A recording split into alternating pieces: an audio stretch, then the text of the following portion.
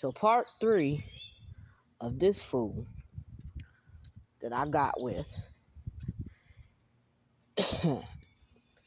I was in a situation where I started doing real bad with my life. I started doing drugs and alcohol, okay, that led to poor decisions that I was making financially. I got evicted. I still had my son, and I kept going in and out of jail due to getting into domestic DV situations. Okay. I met this guy because he was my neighbor in one of those shitty apartments that I was telling you I was living in that I could afford because I had moved around renting rooms, shitty apartments, what have you. Well, his apartment wasn't all that bad, but it wasn't clean. He had roaches. He had family members in there that didn't have any discipline. He had another roommate. All of them was on that whack, if you know what I mean. But when I called and asked if I could come back to any of my siblings' houses, they'd rather send me money than to take me in, which I was appreciative for.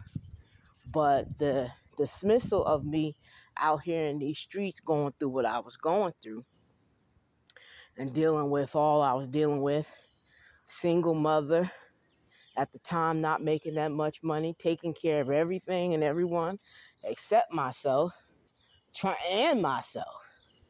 okay? And just starting to give up on life because I'm like, if this is all that I have forward to look to, man, please, this ain't it. So, again, like I said, I met him 15 years ago, more like 16, 17 years ago. I was 22, 23 years old at the time. He had a place, I was losing mine. And I was starting to lose my mind. And he was willing to take me in. And I was so grateful because, like I said, my siblings didn't want me to come live there. All right. My mother, which I would not expect any type of support from her anyway.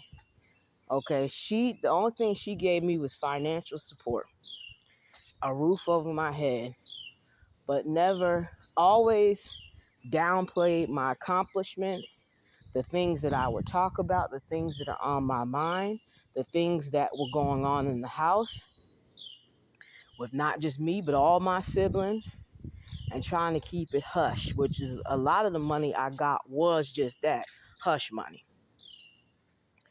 I was so grateful that this narc had accepted me, okay, in his life, in his house, and was willing to, so it seemed like, take care of me and my son.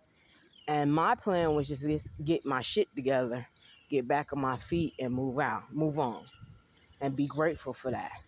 So the money that I did have, we had established how much I would pay him, which at the time I could only afford $250 a month. And he was willing to do that.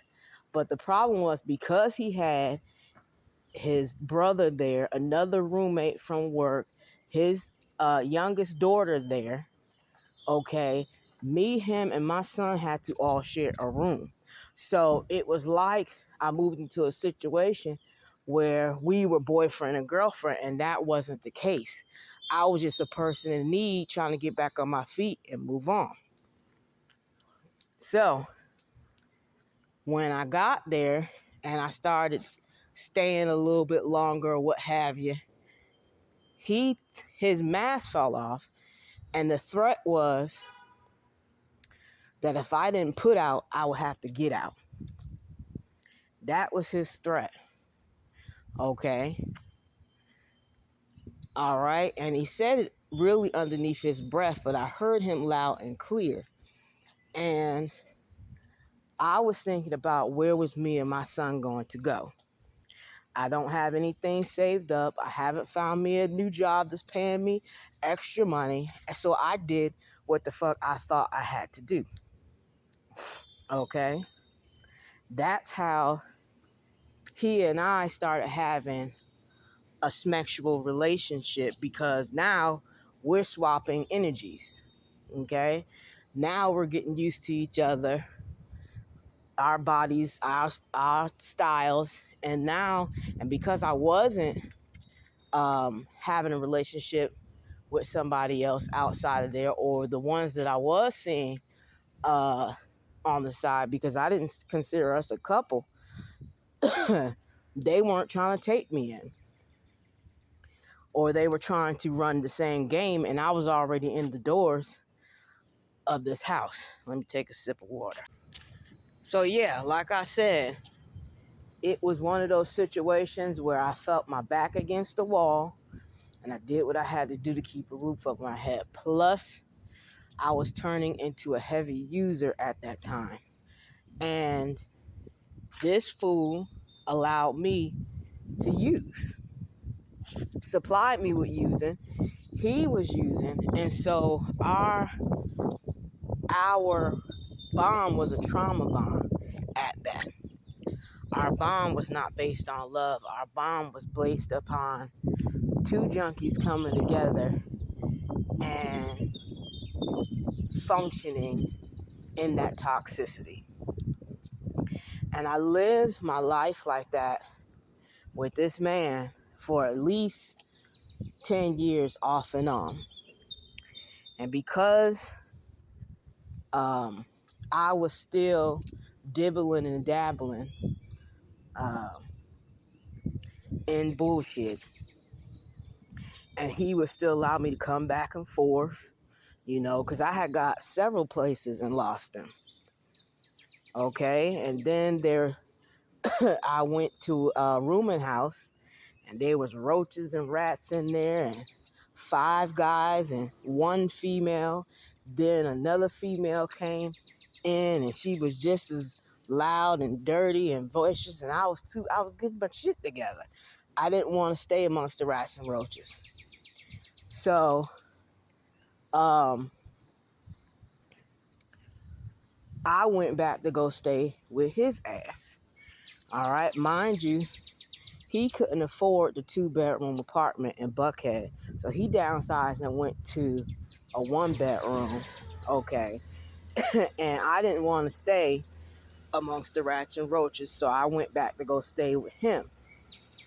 And because I had at this time developed, basically swapped one bad habit for another, or cut one bad habit off, kept another, and then it increased, I became a terrible, terrible alcoholic. It was really bad. And I couldn't keep a job, so I knew I could go stay with this fool, and all I was trying to do was still get my shit together. All right? Couldn't seem to do that fast enough. He kept buying large gallons. First they started off as pints, then half pints, liters, and then gallons of alcohol that he would bring home and supply me with, so that I wouldn't be able to get up in the morning, go to work, or I go to work drunk, lose my job, and everything else. Okay? All right. Stay tuned for part 4.